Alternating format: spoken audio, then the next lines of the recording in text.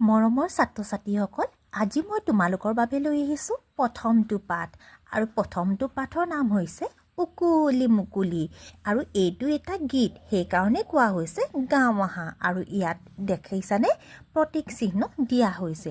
আৰু এই গীতটি কোনে কৰিছিল জানানে?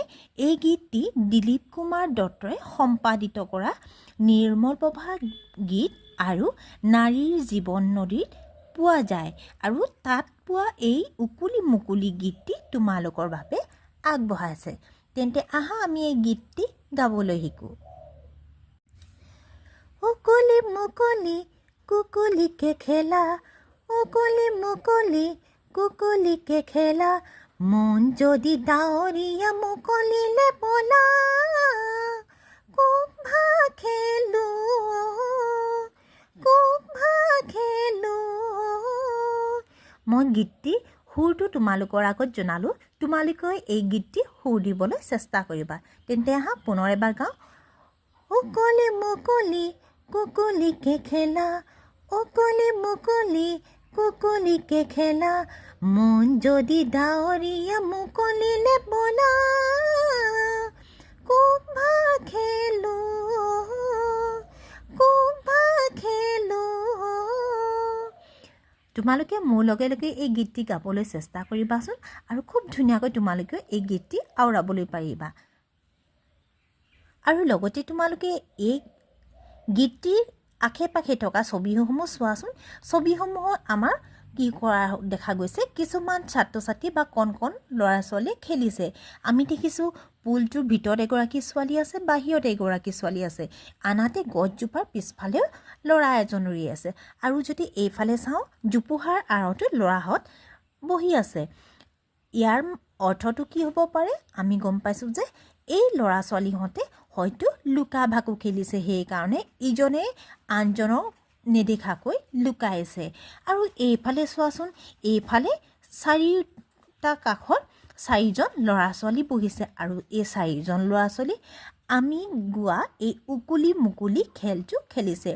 তোমালোকে উকুলি মুকুলি খেলটো খেলি পাইছানে? আৰু কেনেকুৱাকৈ খেলা মোক কমেণ্ট বক্সত কমেণ্ট কৰি জনাবাচোন। লগতে তোমালোকে বন্ধু বান্ধৱৰ লগত বা সমনীয়াৰ লগত আন কি কি খেল খেলি ভাল পোৱা মোক কমেণ্ট বক্সত কমেণ্ট কৰি জনাবা। ইয়াৰ পাছতে আমি আহিছোঁ ক্ৰিয়াকলাপ খণ্ডলৈ আৰু এই ক্ৰিয়াকলাপ খণ্ডত প্ৰথমতেই দিয়া হৈছে লগে ভাগে গাঁও আহা আৰু এই প্ৰতীক চিহ্নটোৰ জৰিয়তে আমি গম পাম যে আমাক কিবা এটা গাবলৈ দিছে।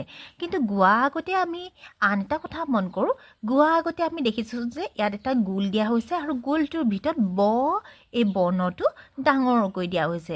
লগতে ওপৰত কেইটামান বৰ্ণ দিয়া হৈছে, ব, ক, ৰ, ম, আকাৰ। গতিকে এই বৰ্ণকেইটাৰ লগতে এই বিশেষ বৰ্ণটোৰ জৰিয়তে আমি তেন্তে কি গম পাইছোঁ, তলত দিয়া এই গীতটি গাব লাগিব। আৰু তোমালোকে মন কৰিছানে, এই ব বৰ্ণটো এই প্ৰত্যেকটো শব্দত ডাঙৰকৈ দি দিছে। অৰ্থাৎ আমি যদি কওঁ এই গীতটিৰ প্ৰত্যেকটো শব্দতে ব বৰ্ণটো আছে, অৰ্থাৎ এক প্ৰকাৰে ইও এটা জিভাৰ কেঁকুৰি হয়। তেন্তে আহা আমি একেলগে এই গীতটি গাওঁ।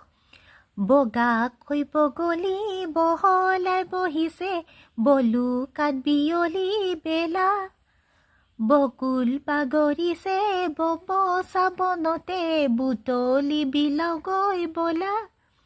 ঠিক আছে, মোৰ লগে লগে তোমালোকেও আওৰাবলৈ চেষ্টা কৰিবা। পুনৰ এবাৰ এই গীতটি গাই দিছোঁ।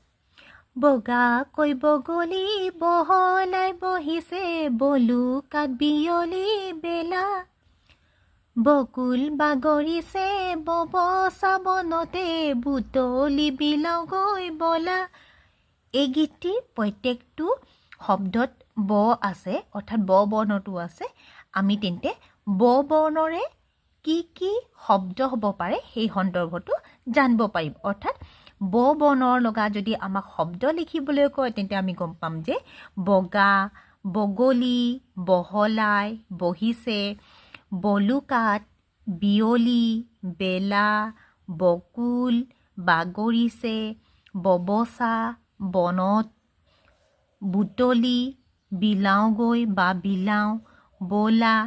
এই শব্দবিলাকৰ ব বৰ্ণ আছে অৰ্থাৎ বৰে আৰম্ভ হোৱা শব্দ এতিয়া তলত দিয়া ছবিকেইটা এবাৰ মন কৰাচোন তলৰ ছবিবোৰ চোৱা প্ৰথমতে ব বৰ্ণ দিছে আৰু এইফালে কেইটামান ছবি দিছে তেন্তে ব বৰ্ণৰ পৰা কি হ'ব পাৰে বৰ পৰা বগলী হ'ব ব বৰ্ণৰ পৰা বল হ'ব আৰু ব বৰ্ণটোৰ পৰাই বটল হ'ব তেন্তে আমি আৰু কেইটামান নতুন শব্দ গম পালোঁ ইয়াৰ পাছত তোমালোকক আকৌ কৈছে তলৰ শব্দবোৰ শুনো আৰু প্ৰথম যিটো ধ্বনি হয় সেই প্ৰথমৰ ধ্বনিটো ক'বলৈ কৈছে অৰ্থাৎ প্ৰথমতে আমি শুনিম তাৰ পাছত ক'ম তোমালোকে এবাৰ শুনি লোৱা তাৰ পাছত মোৰ লগতে কৈ যাবা বগা বৰল বন বগৰী বৰফ বজাৰ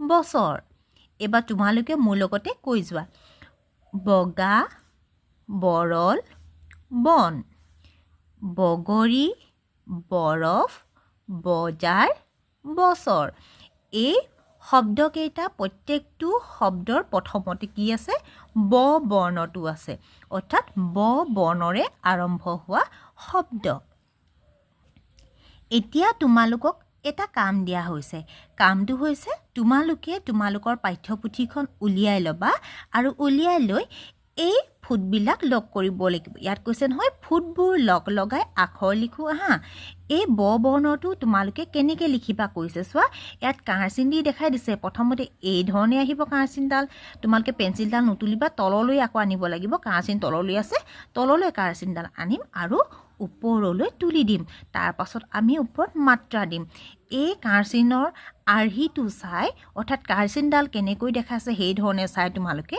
বাকী ব বৰ্ণকেইটা আঁকিবা তোমালোকে এইকেইটা কৰি থাকিবাচোন আৰু এইকেইটা বৰ্ণ যেতিয়া সম্পূৰ্ণ হ'ব তাৰ পাছত তোমালোকে নিজাববীয়াকৈ অৰ্থাৎ এই ডট ডট কেইটা নথকাকৈ তোমালোকে এই বাকচকেইটাত ব বৰ্ণটো আঁকিবা আৰু তোমালোকে আঁকি এইকেইটা অভ্যাস কৰা তেতিয়ালৈকে পুনৰ লগ পাম তোমালোকক অন্য এটা নতুন ভিডিঅ'ত আজিলৈ ভিডিঅ'টো ইমানতে সামৰণি মাৰিছোঁ ধন্যবাদ